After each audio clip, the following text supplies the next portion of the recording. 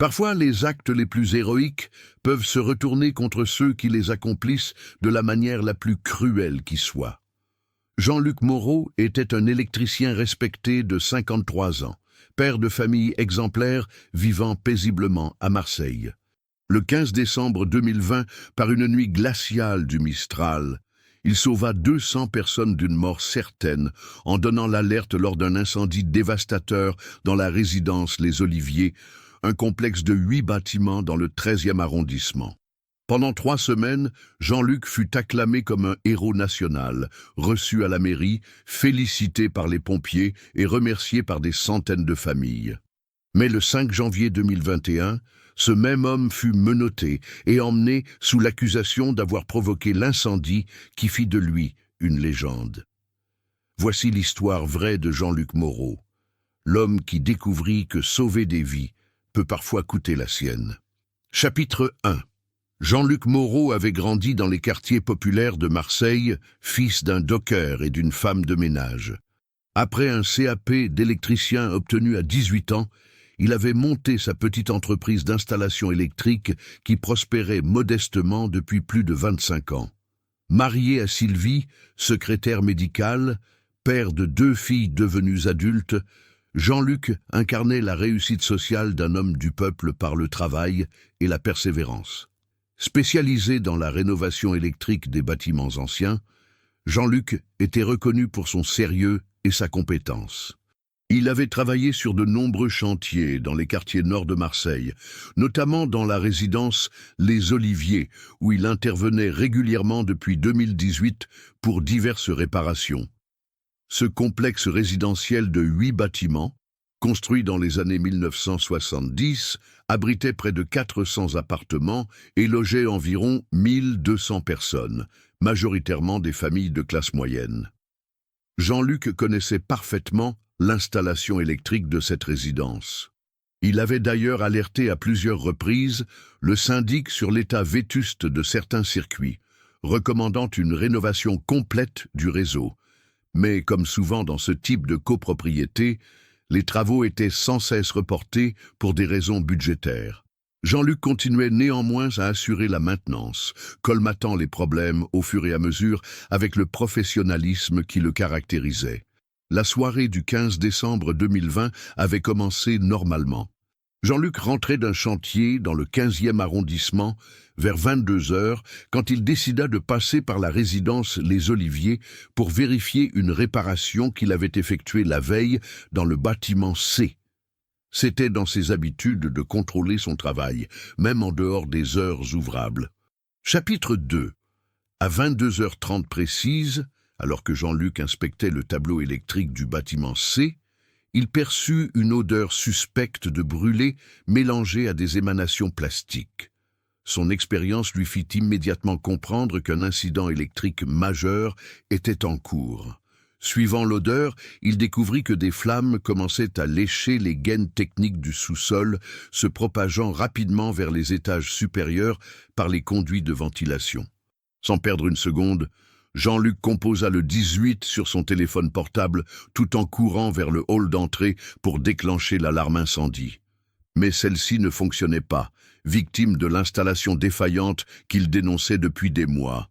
Il se précipita alors de porte en porte, frappant et criant, pour réveiller les habitants qui dormaient paisiblement, inconscients du danger mortel qui se propageait dans leur immeuble. En quelques minutes, Jean-Luc parvint à alerter tous les résidents du bâtiment C, puis courut vers les bâtiments adjacents où les flammes commençaient déjà à se propager par les structures communes. Sa voix résonnait dans la nuit froide marseillaise. « Incendie, évacuation immédiate, sortez tous !» Certains habitants, d'abord réticents à quitter leur logement par ce froid glacial, finirent par obéir devant l'insistance et la détermination de cet homme qu'ils reconnaissaient comme l'électricien de la résidence. Que pensez-vous de la réaction de Jean-Luc face à cette situation d'urgence? Auriez-vous eu le même courage et la même présence d'esprit? Dites-nous dans les commentaires comment vous auriez réagi. Les pompiers arrivèrent 12 minutes après l'appel de Jean-Luc, trouvant près de 200 personnes rassemblées dans la cour de la résidence, certaines en pyjama par -5 degrés. L'incendie avait déjà ravagé 3 bâtiments et menaçait de s'étendre à l'ensemble du complexe. Le capitaine Laurent Dubois, chef de l'intervention, déclara plus tard que sans l'alerte précoce de Jean-Luc et son évacuation méthodique, ils auraient certainement déploré de nombreuses victimes, notamment parmi les personnes âgées et les enfants qui composaient une grande partie des résidents. L'intervention dura toute la nuit. 4 bâtiments furent entièrement détruits, mais aucune vie humaine ne fut perdue grâce à l'action de Jean-Luc. Au petit matin, quand les dernières flammes furent éteintes, Jean-Luc était épuisé mais soulagé. Il avait sauvé des vies, accompli son devoir de citoyen. Il ne se doutait pas que cette nuit héroïque allait se transformer en cauchemar. Chapitre 3. Le lendemain, Jean-Luc se réveilla en héros. La presse locale s'empara de l'histoire, le présentant comme l'ange gardien des oliviers. La télévision régionale l'interviewa. La mairie de Marseille annonça vouloir lui remettre une médaille de courage civique et les familles sauvées organisèrent une collecte pour le remercier. Jean-Luc, homme simple et discret, était gêné par cette médiatisation mais acceptait les félicitations avec humilité. Pendant 3 semaines, Jean-Luc vécut une période dorée. Son téléphone ne cessait de sonner. De nouveaux clients sollicitaient ses services après avoir entendu parler de lui, et sa famille était fière de cet homme ordinaire devenu extraordinaire. Le 3 janvier 2021, il reçut officiellement la médaille de la ville de Marseille des mains du maire devant une centaine de personnes reconnaissantes. Mais derrière cette façade glorieuse, une enquête judiciaire était en cours. L'expert mandaté par les assurances, maître Philippe Bertrand, menait ses investigations sur les causes de l'incendie. Et plus il creusait, plus certains éléments troublants émergeaient. L'incendie avait pris naissance dans une gaine électrique que Jean-Luc avait récemment manipulée. Les caméras de surveillance montraient qu'il était présent sur les lieux peu avant le début du sinistre. Ses empreintes étaient partout dans le local technique. Merci énormément d'être resté avec nous jusqu'ici. Votre fidélité nous touche profondément et nous vous promettons que la suite de cette histoire incroyable va vous bouleverser encore plus. Le meilleur est à venir. Le 4 janvier, l'expert Bertrand remit son rapport préliminaire au procureur de la République. Ses conclusions étaient accablantes. L'incendie avait été provoqué par une surcharge électrique volontaire dans un circuit que Jean-Luc connaissait parfaitement. Selon l'expert, seul un professionnel ayant une connaissance précise de l'installation pouvait avoir causé ce type de sinistre en masquant les preuves techniques. L'alerte donnée par Jean-Luc et son rôle dans l'évacuation n'était, selon cette théorie, qu'une mise en scène pour détourner les soupçons. Le 5 janvier au petit matin, Jean-Luc fut arrêté à son domicile devant sa femme et ses voisins médusés. L'accusation était terrible. Incendie volontaire ayant pu causer la mort d'autrui. Le héros d'hier était devenu le criminel d'aujourd'hui. Chapitre 4. L'arrestation de Jean-Luc provoqua un séisme dans l'opinion publique marseillaise. Comment l'homme qui avait sauvé 200 vies pouvait-il être accusé d'avoir tenté de les tuer? Les familles qu'il avait sauvées se divisèrent. Certaines continuaient à le soutenir, persuadées de son innocence, d'autres commençaient à douter, troublées par les accusations. L'enquête révéla des éléments troublants. Jean-Luc avait des difficultés financières plus importantes qu'il ne l'avouait. Son entreprise perdait de l'argent, il avait des dettes et venait d'apprendre que le syndic envisageait de faire appel à une autre entreprise pour les futurs travaux électriques de la résidence. Selon l'accusation, Jean-Luc aurait provoqué cet incendie pour créer un sinistre majeur, nécessitant d'importants travaux de reconstruction, travaux qu'il espérait obtenir en tant que héros de la résidence.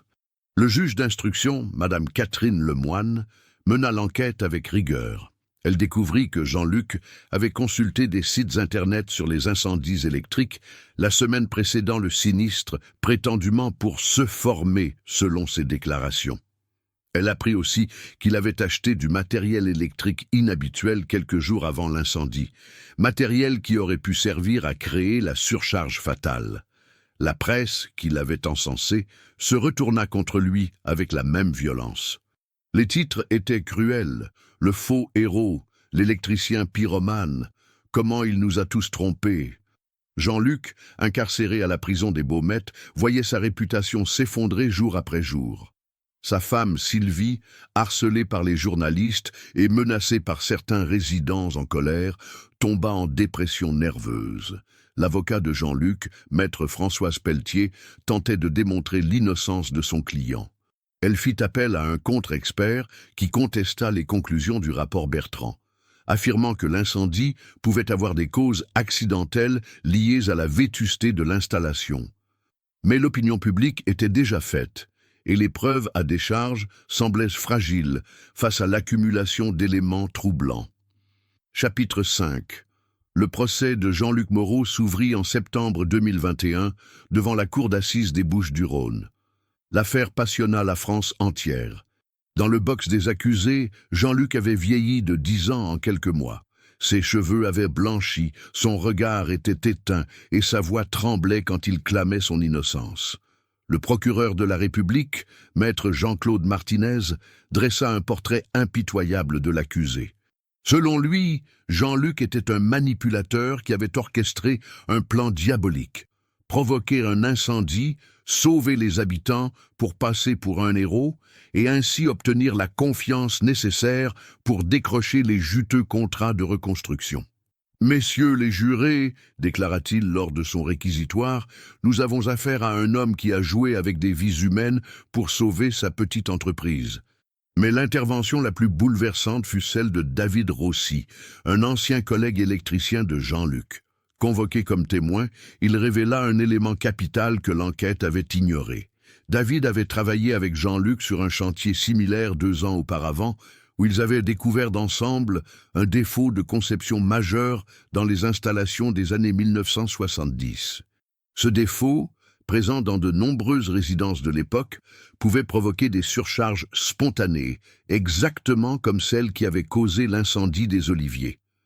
David expliqua que Jean-Luc lui avait souvent parlé de ce risque spécifique qu'il avait identifié aux Oliviers, et qu'il avait même rédigé plusieurs courriers au syndic pour l'alerter. Ces courriers, retrouvés dans les archives, confirmaient que Jean-Luc tentait depuis des mois de faire prendre conscience du danger. Son passage ce soir-là n'était pas prémédité, mais correspondait à une vérification de routine qu'il effectuait régulièrement par conscience professionnelle. La révélation de David changea la donne. Un nouveau contre-expert fut mandaté, qui confirma que le défaut de conception identifié par Jean-Luc était bien la cause probable de l'incendie. Les éléments à charge qui semblaient accablants trouvaient soudain une explication innocente. Jean-Luc s'était documenté sur les incendies électriques parce qu'il craignait précisément ce qui s'était passé, et son matériel était destiné à réparer le défaut qu'il avait détecté. Après 4 jours de délibération, Jean-Luc fut acquitté. Mais cette victoire judiciaire ne pouvait effacer 2 années de calvaire. Sa femme Sylvie, épuisée par l'épreuve, était décédée d'un arrêt cardiaque 3 mois avant le procès. Ses filles, traumatisées par le scandale, avaient coupé les ponts avec lui. Son entreprise avait fait faillite et sa réputation était définitivement ternie. Aujourd'hui, Jean-Luc Moreau vit seul dans un petit appartement de Marseille. Il travaille comme salarié dans une grande enseigne de bricolage, loin des chantiers qui ont fait sa passion pendant 30 ans. Les familles qui l'a sauvé l'ont oublié. L'État ne lui a jamais présenté d'excuses, et son nom reste associé à cette terrible affaire dans la mémoire collective marseillaise. Jean-Luc a sauvé 200 vies par sa bravoure et son sens du devoir. En récompense, la société l'a brisé, détruit sa famille et anéanti son existence. Il garde précieusement chez lui la médaille de courage civique qu'on lui avait remise, dernier témoin d'un héroïsme que personne ne veut plus reconnaître. Conclusion. L'histoire de Jean-Luc Moreau illustre tragiquement comment notre société peut broyer ceux qu'elle a d'abord portés au nu. Cet homme a risqué sa vie pour sauver ses concitoyens, mais la suspicion et l'acharnement judiciaire ont eu raison de sa générosité. Son acquittement est arrivé trop tard pour réparer les dégâts causés par 2 années d'accusations infondées. Cette affaire soulève des questions fondamentales sur la présomption d'innocence et sur le traitement médiatique des affaires judiciaires. Jean-Luc était-il vraiment coupable aux yeux de la justice ou victime d'un enchaînement tragique de circonstances et de préjugés? Comment notre société traite-t-elle vraiment ses héros? Que pensez-vous de cette histoire? Jean-Luc méritait-il ce qui lui est arrivé ou est-il la victime d'un système judiciaire défaillant? Auriez-vous continué à le soutenir malgré les accusations? Partagez votre opinion dans les commentaires, nous sommes impatients de connaître votre point de vue sur cette affaire bouleversante. Si cette histoire vous a ému, abonnez-vous à notre chaîne pour découvrir d'autres récits authentiques qui questionnent notre vision de la justice et de l'héroïsme. Cliquez sur la prochaine vidéo recommandée pour une autre histoire vraie qui va vous faire réfléchir sur la nature humaine et ses contradictions.